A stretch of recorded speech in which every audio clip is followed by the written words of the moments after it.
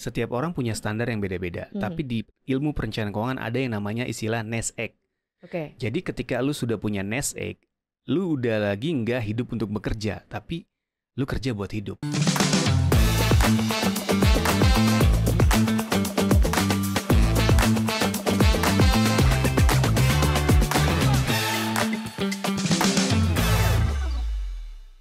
Halo Sobat Cuan, apa kabar? Selamat datang di podcast Cuap-Cuap Cuan. Hari ini ada Maria Katarina dan juga ada Mas Aida yang Halo, Financial Sobat Expert Cuan. CNBC Indonesia. Mas Ai datang, berarti ada konten-konten terkait seputar perencanaan keuangan kita tampilkan ya. Tapi yang ini menarik sih Mas Ai, karena sekarang tuh lagi rame soal hidup untuk kerja atau kerja untuk hidup. Bingung juga ya jawabnya ya. Coba kalau lu gimana? Hidup buat kerja atau kerja untuk hidup? Sebenarnya kalau di secara general ya, secara umum, kalau menurut gue tuh nggak ada yang salah. Dua pernyataan itu nggak ada yang salah ya. Mau hidup buat kerja atau kerja buat hidup, pasti setiap orang punya pandangannya masing-masing gitu ya. Tapi perspektifnya itu tergantung dari latar belakang orangnya kalau menurut gue.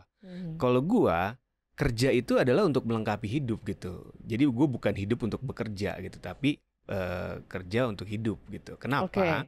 Karena kerja itu adalah satu bagian dari kehidupan gue untuk menunjang kehidupan gitu kan. Kalau gue pribadi. Jadi tapi lo lebih prefer ke kerja untuk hidup ya. Betul. Karena ini adalah bagian dari aktivitas kehidupan. Aktivitas kehidupan, bagian dari kehidupan lah gitu Oke. kan. Yang memang harus lu jalanin. Karena pada prinsipnya setiap orang yang hidup itu pasti harus bekerja gitu dalam hidupnya ya. Baik itu bekerja untuk menghasilkan uang atau bekerja sebatas untuk menghidupi dalam arti membenahi rumah segala macam, Untuk aktualisasi diri juga bisa diri, kan gitu ya, untuk ya macam-macam lah, hobi. Jadi kan kerja tuh nggak hanya melulu soal uang gitu. Jadi kalau gue, pandangan gue adalah kerja itu adalah bagian dari kehidupan yang memang untuk menunjang ya hidup gue sehari-hari gitu.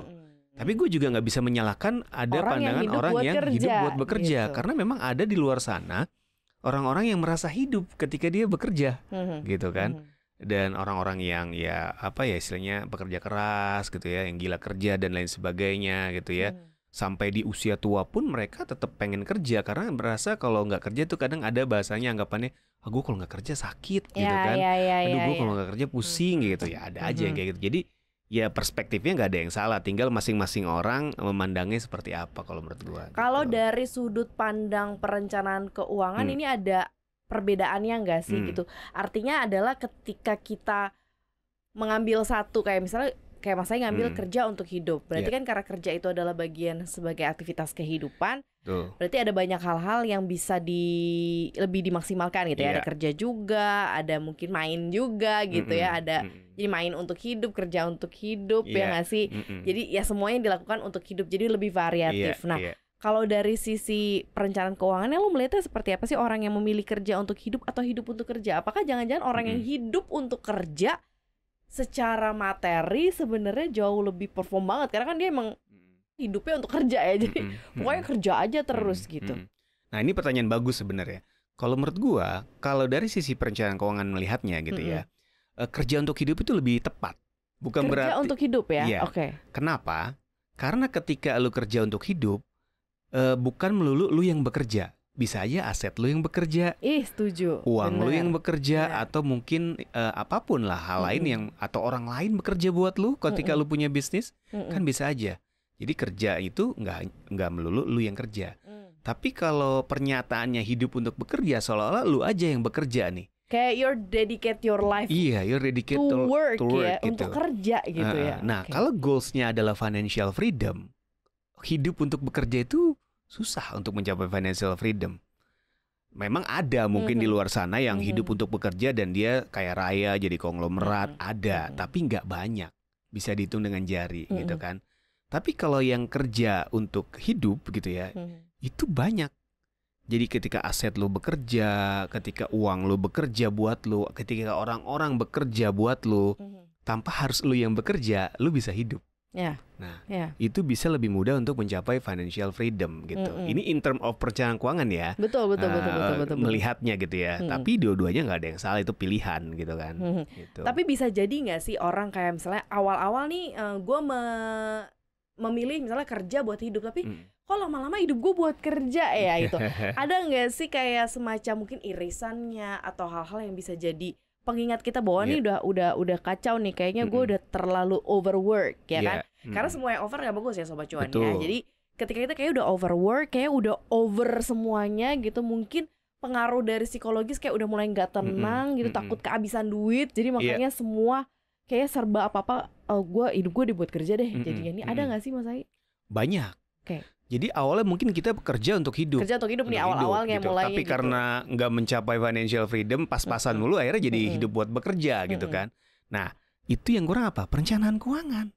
Ketika lu memilih kerja untuk hidup dan lu kombinasikan dengan perencanaan keuangan, lu akan niscaya bisa naik level terus sampai mencapai financial freedom. Tapi buat orang-orang yang kerja untuk hidup tapi dia nggak mengelola keuangannya dengan baik, lama-lama nggak akan pernah cukup dan akhirnya lu hidup lu untuk kerja aja. Menyambung dari hari ke hari aja, dari gaji ke gaji aja gitu kan. Tapi kalau lu bisa mengelola keuangan lu dari hasil kerja itu, lu investasikan lagi, lu tabungin, lu kembangin, lu bikin bisnis, akhirnya ya lu nggak hanya lu yang bekerja, aset lu juga bekerja buat lu. Kalau lu punya bisnis, orang lain bekerja buat lu kayak gitu. Makanya orang yang kerja buat hidup harus dikombinasikan dengan pengelolaan keuangan yang baik. Kalau nggak pengelolaan keuangannya baik, ya niscaya lu akan menjadi hidup buat bekerja karena nggak akan pernah cukup nih uang yang lu hasilkan gitu. Sementara kebutuhannya terus meningkat. Makanya buat orang-orang di luar sana yang memang kerja untuk hidup, lu harus imbangi dengan pengelolaan keuangan yang baik supaya aset lu juga terus bertumbuh gitu. Dan lu nggak diperbudak dengan pekerjaan. Gitu. Ada nggak situasi-situasi tertentu yang akhirnya memang memberikan kondisi di mana akhirnya tuh hidup emang kayaknya seakan-akan hidup buat kerja gitu? Ada nggak sih misalnya kayak contohnya ya emang udah kepepet nih, emang kayaknya hidup gue mau dedicate for work deh karena harus biayain orang tua, misalnya ke gue sandwich, terus punya istri, misalnya punya anak atau punya suami, punya anak, dan semua kayaknya beban di punggung gitu. Jadi ada kan kayak di luar negeri gitu Mas, misalnya dia tuh bisa ambil job 2-3 karena mereka shiftnya kayak shift paginya tuh 8 jam, terus nanti kerjaan kedua mereka 8 jam berikutnya. Nah kalau yang kayak gini-gini gimana sih sistemnya? Kalau di Indonesia mungkin kurang common ya, jarang ya, maksudnya kayak abis tapi kalau sekarang ada sih employees tapi dia abis itu nge-grab atau misalnya apa online. Sekarang udah ada sih yang kayak gitu-gitu. Nah gimana lo memandang mereka-mereka yang tampaknya mau lebih memaksimalkan waktu atau ambil kerjaan 2-3 kali yang akhirnya kelihatannya tuh kayak seakan-akan hidup buat kerja gitu Mas Ai? Iya. Buat orang-orang yang tidak pandai mengelola uangnya dengan baik, niscaya dia akan hidup untuk bekerja gitu kan. Jadi hidupnya kerja terus. Nah, indikatornya gampang. Ketika dalam hitungan 3-5 tahun aset lu nggak bertambah, sementara beban lu bertambah, itu berarti ada yang salah dengan lu. Either lu memang pengelolaan keuangannya nggak baik, atau mungkin perbandingan antara penghasilan dan pengeluaran lu nggak balance. Jomplang ya. Jomplang, either cuman equal aja tiap bulan atau malah pengeluaran lebih gede gitu kan. Nah, standarnya gampang, 3 tahun aja misalkan aset lu nggak bertumbuh, itu ada yang salah berarti. Jadi idealnya orang tuh kan setiap tahun bertumbuh. Ya, indikator aset yang tumbuh nih Mas Ai. Indikator asetnya tumbuh. Jadi kayak gimana nih Mas Ai? Supaya mereka ingat nih indikator misalkan aset. Tabungan lu bertambah, investasinya nambah. Proteksinya lebih baik, punya dana pensiun, punya sesuatu yang bisa diwariskan, utangnya berkurang, kan gitu. Jadi ke arah yang lebih baik. Memang journey-nya itu harusnya bertahap, nggak langsung yang drastis gitu ya. Tapi kalau misalkan orang itu jalan di tempat, apalagi turun, ya berarti ada yang salah. Either lu ngelola keuangannya kurang baik, atau ya itu, penghasilan lu lebih kecil dari pengeluaran lu gitu. Lu nggak bisa memanage itu gitu. Harusnya kan ya pengeluaran itu kan pada prinsipnya harus kita tekan seminimal mungkin gitu ya. Penghasilan kita genjot semaksimal mungkin. Itu yang tepat. Nah kalau kita udah berusaha ternyata masih stagnan, ya berarti ada yang salah gitu. Either pengelolaan keuangannya salah atau memang penghasilannya kurang maksimal gitu. Nah ini yang harus diperbaiki. Memang nggak mudah, tapi sekarang itu peluangnya banyak banget. Selama lu mau mencoba, selama lu mau belajar untuk menghasilkan uang tuh sekarang kalau menurut gue ya jauh lebih mudah dibanding dulu. Karena peluangnya banyak. Peluangnya banyak ya. Sekarang tuh banyak pekerjaan-pekerjaan yang baru yang dulu nggak ada loh. Contoh just tip lah, paling gampang. Itu jadi pekerjaan loh sekarang. lu modalnya apa sih? Modal lu effort aja untuk nyari orang yang mau nitip ke lu kan gitu. Nggak susah kalau menurut gua, gitu kan. Lu suka jalan-jalan, suka belanja, kenapa kan sekalian aja gitu ya, open just tip. Iya, gitu. itu kan kayak nggak ada knowledge spesifik yang harus sih. lu punya atau effort spesifik yang harus lu punya gitu kan. Makanya gue bilang peluang untuk mencari uang di era sekarang itu jauh lebih mudah. Tapi memang di sisi lain beban keuangan dalam arti pengeluaran juga jauh lebih tinggi, jauh lebih besar dibanding dulu. Makanya lu harus selalu buka mata gitu ya, cari peluang-peluang gitu ya. Kalau nggak ada peluang, ciptakan peluangnya apa gitu kan. Benar. Supaya ya itu tadi. Oke. Mungkin gini Mas Ai, kalau kita bicara mengenai mindset hidup buat kerja ya. Karena kalau kerja buat hidup tadi udah clear banget deh dari Mas Ai ya. Jadi bukan hanya diri kita yang kerja, tapi kita punya aset, biarkan dia kerja gitu ya. Kita punya investasi hasilnya, jadi biarkan dia berputar, dia bekerja. Tapi kalau orang yang punya mindset misalnya hidup buat kerja, perlu nggak sih dia kayak membatasi, oke, gue kayak hidup buat kerja nih karena gue mau lunasin utang secepatnya, atau misalnya karena mau tutup KPR, atau misalnya karena untuk biaya sakit, orang tua sakit. Nah ini seperti apa sih supaya walaupun menjalankan fase hidup buat kerja, tapi mereka jelas gitu, goalsnya juga jelas gitu. Yang pertama dia harus punya tujuan keuangan dulu.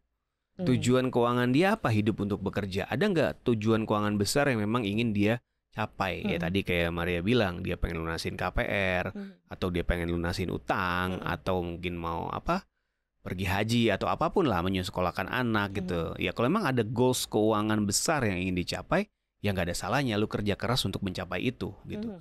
Karena goals keuangan yang besar itu nggak bisa dicapai dengan kerja yang setengah-setengah biasanya kan. Setuju atau sih. Yang malas-malesan gitu.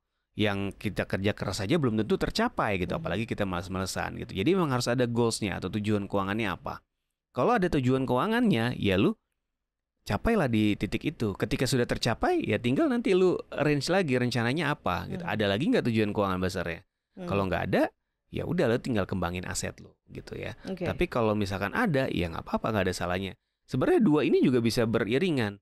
Satu sisi lu hidup buat bekerja, lu kerja keras, tapi di sisi lain juga kerja untuk hidup, dalam arti aset lu bekerja itu untuk menambah booster dari keuangan lu juga kan, supaya nanti kebutuhan-kebutuhan itu bisa terpenuhi gitu. Jadi selama memang kita penghasilannya masih kecil, aset kita masih kecil, memang idealnya memang kita hidup buat bekerja gitu kan, untuk mencapai aset tertentu. Tapi kalau sudah capai aset tertentu, lu tinggal memonetize aja kan aset lu bekerja buat lu gitu kan. Nah setuju sih gue Mas Hai. Tapi kalau kita coba untuk perdalam lagi ya, perdalamnya itu gini, kita kan nggak selalu mulai dari nol nih semuanya. Atau mungkin rata-rata taruhlah kita semua mulai dari nol ya. Dapat duitnya pas jadi fresh graduate, mulai kerja gitu. Nah kapan saat-saat yang mungkin paling tepat untuk kita dedicate our life to work? Dan masa-masa seperti apa atau di momen berapa nih dalam hitungan perhitungan financial planner lah ya, yang seharusnya aset-aset itu sudah bisa lagi bekerja buat kita. And then nanti end up-nya adalah tadinya mungkin startnya adalah kerja hidup buat kerja, terus akhirnya lama-lama jadi kerja ya buat hidup Mas Ai. Nah setiap orang punya standar yang beda-beda. Tapi di ilmu perencanaan keuangan ada yang namanya istilah nest egg. Jadi ketika lu sudah punya nest egg, lu udah lagi nggak hidup untuk bekerja, tapi lu kerja buat hidup. Nah, nest egg ini identik dengan ilmu yang namanya 4% rules tadi gitu ya. Jadi ketika lu punya suatu aset yang lu bisa ambil 4% setiap tahunnya, dan itu bisa diambil terus sampai lu mati, nggak habis-habis. Nah, di situ lu udah nggak perlu lagi hidup buat bekerja. Itu lu bisa kerja buat hidup. Nah, gimana caranya menentukan nest egg ini? Adalah dengan cara menghitung berapa sih pengeluaran lu rata-rata per bulan dikalikan setahun. Nah itulah jadi benchmark. Nah misalkan taruhlah let's say 100 juta gitu ya. Kalau pakai rumus 4% of rule, berarti kan 25% diambil setiap tahun untuk memenuhi 100 juta lu itu. Berarti kita harus kalikan 100 juta itu kalikan 25. Berarti sekitar 2,5 miliar lu harus punya aset yang bisa lu ambil 100 juta tiap tahun, dan itu nggak akan habis. Tapi asetnya itu lu tempatkan di instrumen yang memang berkembang tiap tahunnya, yang bisa mengalahkan inflasi lah, minimal di atas 6%. Ini rumus nih sederhana, tapi ini lumayan membantu nih. Nah ketika lu sudah mencapai itu, lu nggak perlu lagi capek-capek hidup buat bekerja gitu. Nah tapi kan setiap orang beda-beda angkanya ya. Ada yang 100 juta setahun cukup, ada yang 1 miliar setahun juga nggak cukup gitu ya. Makanya gue bilang setiap orang berbeda-beda. Tapi rumusnya itu, nest egg itu lo harus capai simpelnya yang biasa banyak perencanaan keuangan pakai juga kan pakai 4% rules itu. Walaupun setiap orang punya rumusnya masing-masing, tapi itu paling simpel. Ketika lu punya aset 25% atau 4%, 25 kali atau 4%-nya diambil setiap tahun, itu tidak akan habis sampai lu mati gitu. Nah, itu rumusnya. Tapi kan untuk mencapai itu juga nggak mudah. Dalam perjalanan mengumpulkan aset sebesar itu juga lu pasti ada naik turun, up and down-nya juga gitu ya. Ya tinggal gimana caranya lu konsisten gitu ya, nggak mudah menyerah gitu ya. Itu sih dan penempatannya asetnya juga tepat gitu. Oke. Berarti ya balik lagi ya, apapun yang mungkin mau Sobat Cuan pilih gitu ya saat ini, ya ini memang berdasarkan kondisi yang sedang dihadapi per masing-masing orang. Jadi memang gak ada yang salah sih. Kalau kata Mas Ai mau kerja buat hidup atau hidup buat kerja gitu. Tapi kalau kita lihat dari definisinya, kalau bisa sih kita kerja buat hidup ya. Yang kerja bukan cuma kita, tapi semua asetnya juga bisa kerja ya. A little bit tips mungkin Mas Ai buat yang dengerin kita nih, yang mungkin merasa dirinya terjebak misalnya. Kok atau mungkin ngerasa kayak kok kayaknya gue Senin sampai Minggu urusannya kantor mulu ya gitu. Misalnya urusannya kerja mulu ya. Kok kayaknya cuma dapat gaji sebulan tapi overtime-nya banyak banget ya mungkin ya. Ini mungkin ada tips Mas Ai buat teman-teman yang mengalami hal ini. Buat teman-teman atau Sobat Cuan di rumah yang masih hidup buat bekerja gitu ya. Berarti yang paling pertama harus dilakukan adalah perbesar atau perbanyak sumber income-nya. Source of income-nya harus diperbanyak. Itu yang pertama. Karena pasti orang yang hidup buat bekerja penghasilannya nggak cukup umumnya ya, atau pas-pasan lah gitu kan. Berarti lu harus perbanyak source income lu tingkatin income yang aktifnya, cari passive income-nya, portfolio income-nya juga harus mulai ditingkatkan kayak gitu supaya nantinya lu nggak hidup lagi untuk bekerja. Yang kedua adalah kan gaya gitu ya. Kalau katanya Calonto kemarin kan mengutip teorinya Isaac Newton gitu ya. Gaya itu berbanding lurus dengan tekanan. Kalau lu banyak gaya pasti banyak tekanan gitu. Makanya lu tekan gaya hidup lu gitu ya, supaya nggak banyak tekanan gitu ya. Dan juga pengeluaran-pengeluaran yang nggak perlu itu ya ditekan seminimal mungkin gitu ya, supaya nggak ada beban yang lebih berat gitu ya. Kuncinya itu aja. Perbanyak sosok income lu, kurangilah gaya ataupun pengeluaran-pengeluaran yang nggak perlu. Satu lagi adalah ya lu atur pengeluaran keuangannya dengan baik, investasi, proteksi, nabung, dana pensiun. Nah kalau 3 ini dilakukan, niscaya nanti lu nggak akan hidup lagi untuk kerja, tapi gua kerja untuk hidup. Dan yang bekerja bukan hanya lu, tapi aset lu. Bahkan kalau lu punya bisnis, orang-orang bekerja buat lu tinggal menikmati hidup. Gitu. Bener, itu dia ya. Apapun yang lagi dipilih Sobat Cuan atau yang lagi dijalani, mau hidup buat kerja atau kerja buat hidup, intinya harus bisa membantu Sobat Cuan menikmati hidup ke depannya ya. Jangan sampai hidupnya jadi malah nggak dinikmati. Ada orang yang hidup buat bekerja tapi dia menikmati itu ya, it's okay, fine. Ada orang yang kerja untuk hidup karena dia sudah berhasil menata keseluruhan keuangannya ya, congratulations ya. Ujung-ujungnya bisa menikmati hidup. Keren banget ini curhatan kita hari ini, mantap daging banget semua ya.